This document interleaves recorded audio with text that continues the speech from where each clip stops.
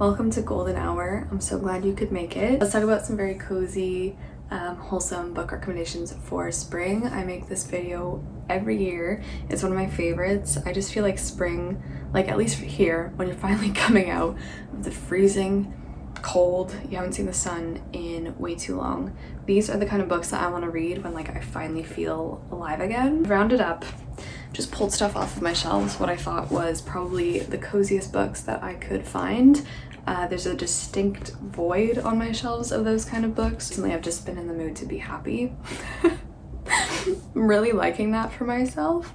But yeah, I also want to read books that correspond to that mood. So here are a few recommendations. I'll let you know if I read these. Some of these I frankly haven't, but they are on my shelves, so I bought them or received them for a reason, and let's get started. The first one I need to recommend to you is actually an audiobook I listened to a couple months ago. Perfect for spring. I think I would actually like to own this, and I will definitely be checking out everything else this author has read because it sounds like she has pretty much every book in her repertoire under the same heading of like whimsical fantasy coziness. I'm talking about Rebecca Ross, and I'm talking about Dreams Lie Beneath. I loved this book. I'm gonna put it here. I love this book so much. This one, you're following your protagonist named Clementine.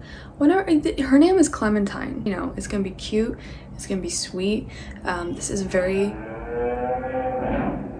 very wholesome fantasy that also deals with a lot of really cool things. I'm not gonna say too much because I don't want to spoil it, but she lives with her father. In this world, people don't have normal nightmares. When they have nightmares, it's really not good if they do, because their nightmares manifest into reality, and like the next night or every new moon, the nightmares of the townspeople come alive and can walk through the streets. So Clementine, along with her father, are kind of the territory wardens. They are magicians, and they are the ones who go out on the new moon and vanquish the nightmares. Everything's going great for them. They're living their cute little lives until these two brothers come into town, and they're like, hey, we want control of this territory. We're also magicians, and we want to have control of this whole place, and so we're going to challenge you for your territory. At the same time, weird things start to happen with the nightmares. Like, people are just not having their normal nightmares anymore. It's a little bit weird, it's a little bit more sinister, it's more scary, and Clementine starts to like figure out all of this stuff because there's a curse. There's a reason why this nightmare thing is happening, because there's a curse that comes down from this old ruined fortress on top of the adjacent mountains because the duke there was assassinated, slaughtered. A plot was hatched against him to take him out by the people who were closest to him, and before he died he put a curse on the surroundings. I love this. Like I said before, this feels a lot like it has little bits and pieces of Howl's Moving Castle inside of it. So if you like Howl's Moving Castle, this does not have a heavy focus on romance. It's much more about the fantasy, about Clementine's struggle. She does eventually have to deal with like her identity being altered, finding out the identity of other people. It's like sweet, but it's not frustrating in that way at all, because I feel like a lot of the times when there are hidden identities in books, I can get quite frustrated with them, but it wasn't like that at all in Dreams Lie Beneath. Really loved it. And I'm not someone who likes books about dreams, but I feel like because these dreams presented themselves in the reality of the novel, in the everyday, in the present, and you aren't going into some dreamscape, I really liked this book so much. I liked it so much. It was so cozy, it was so fast-paced, and it's a standalone. I know, you don't have to start another series. I felt very lucky. So that is Dreams Lie Beneath. Next book, I feel like I've been saving this one for spring for a really long This next book, I haven't gotten around to it. It was a gift from one of you guys, thank you so much. And that is The Miracles of the Nemea General Store. Ah, look. This one sounds so sweet because you have a group of delinquents. I think they're on the run from people in power for some, I don't know what they did, but they see that there's like this abandoned general store and they're like, no one's in it. And so they kind of, I think they break in or they find it unlocked and they decide to hide in there for the night.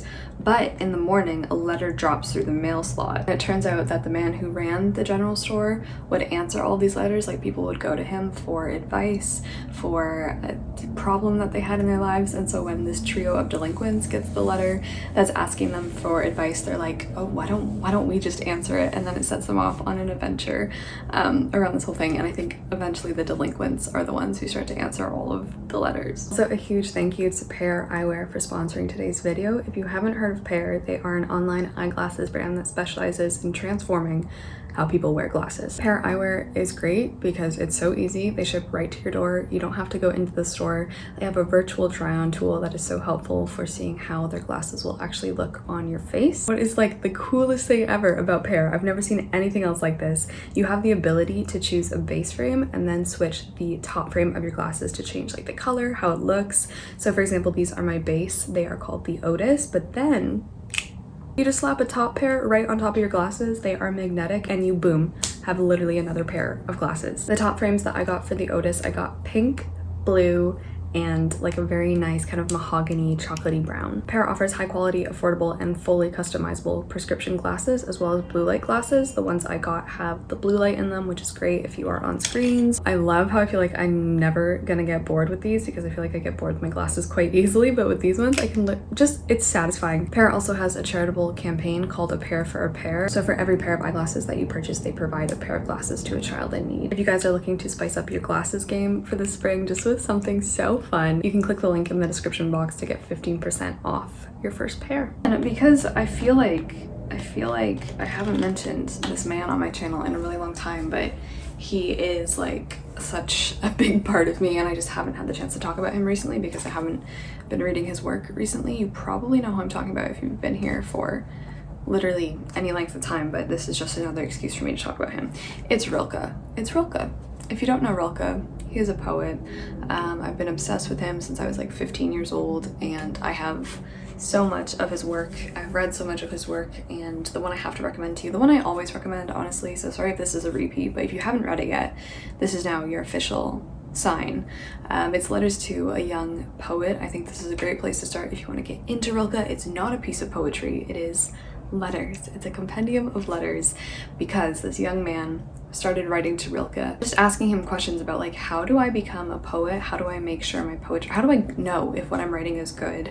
And how do I show people?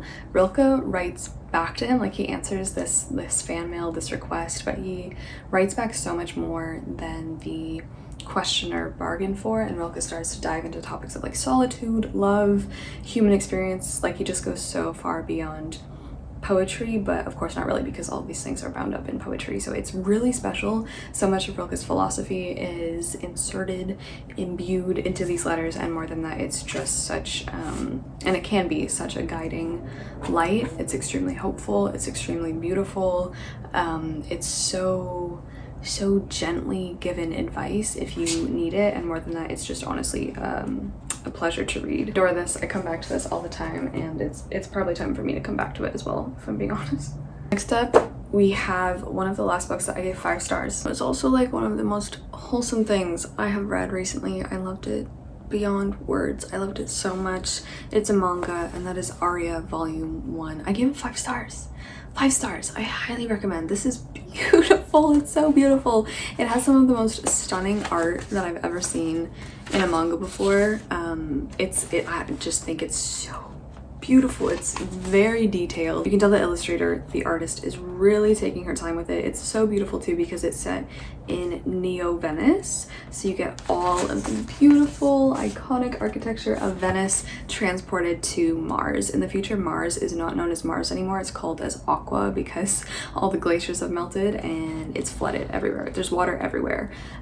So they need people, they need gondoliers. Mars doesn't need moms. Mars needs gondoliers. Kari, who is our very wonderful, wild-hearted, whimsical, a little bit head up in the clouds, very dreamer-like, also very reminiscent of characters like Kiki from Kiki's Delivery Service. She's on her own. She's out there on her own. She's working hard because she has come to Mars, to Aqua, for the express reason to become a gondolier. That's kind of like her dream. She's there all alone. She's learning a new way of life because she's on this huge planet. She lives in Neo-Venice. She's learning like all this history about Venice to become a tour guide as well as a gondolier. So you actually learn a lot about Venice. I learned a lot about different parts of Venice, like the architecture, the history that I didn't know before, so that was fun.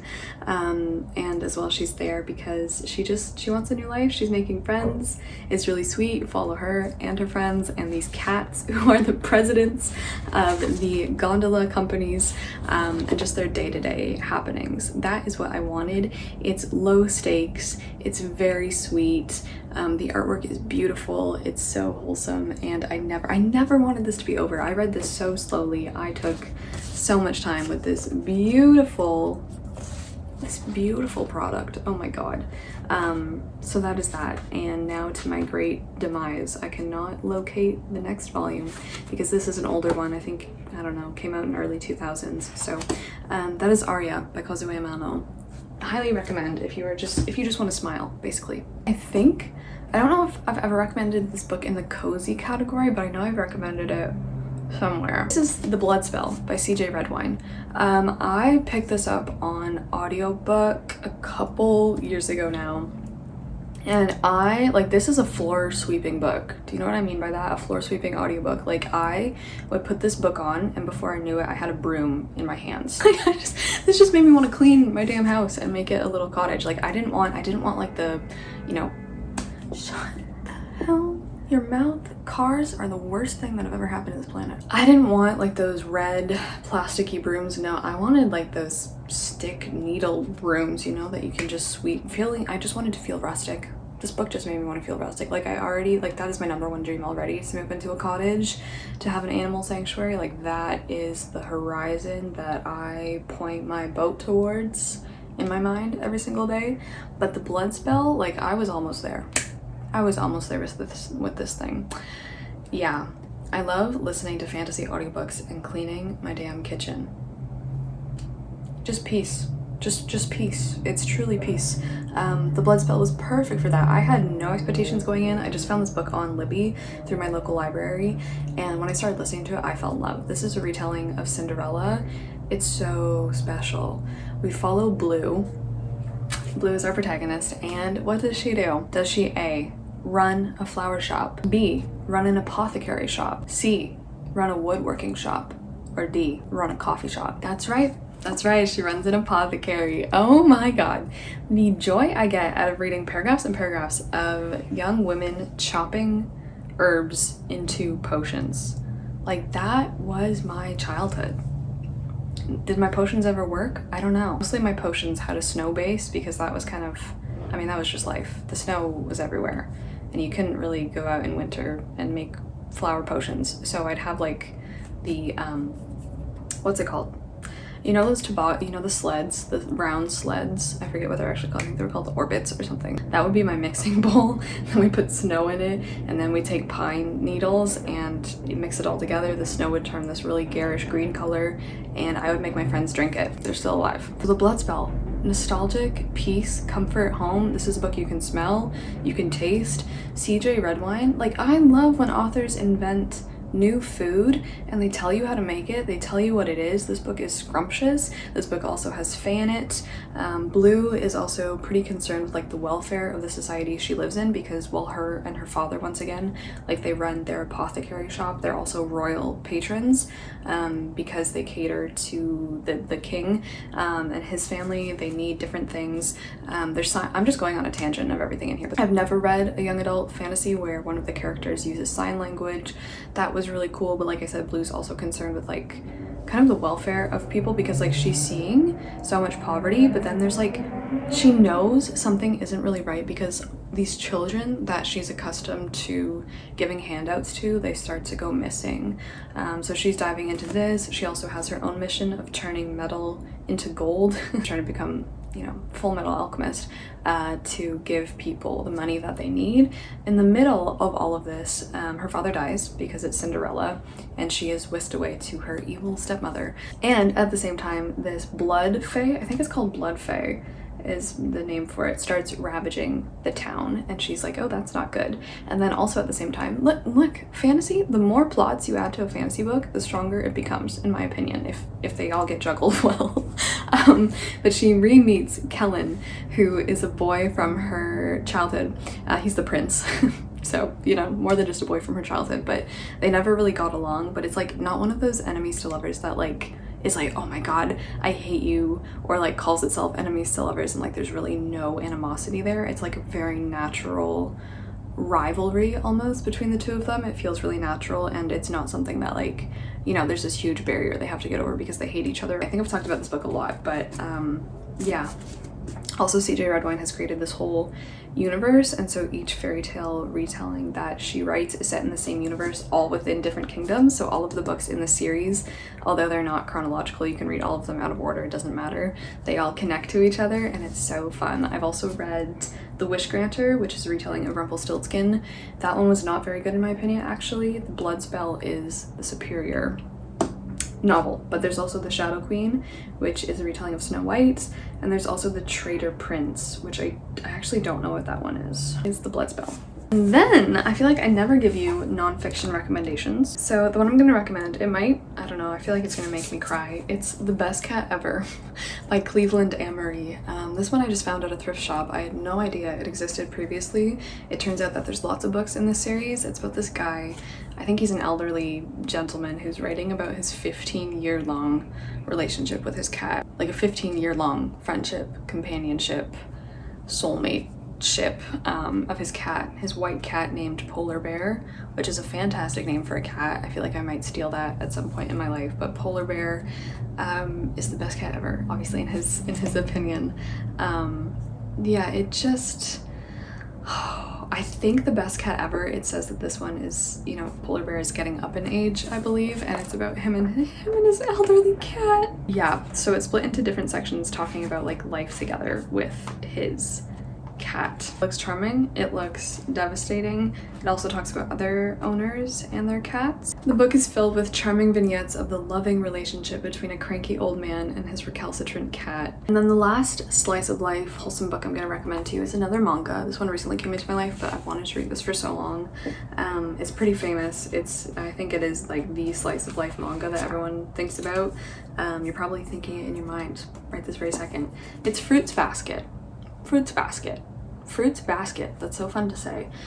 This is volume 1 of the collector's edition. Fruits Basket is by Natsuki Takaya, and this looks just sweet, just wholesome. We have plucky high schooler Toru. Family tragedy turns her life upside down. She decides to move out, like she straight up just moves out of her wherever she was living. She moves into a tent, and she erects this tent on the property of, I guess, a clan, a family that she didn't know owned the land. But when the family finds her, they're like, oh, it's okay, like you don't have to take down your tent. In fact, do you want to come inside, come into our lives, and essentially like we can adopt you? Toru says yes, and so she starts to make friends with, I think, the quite large family that lives on these grounds.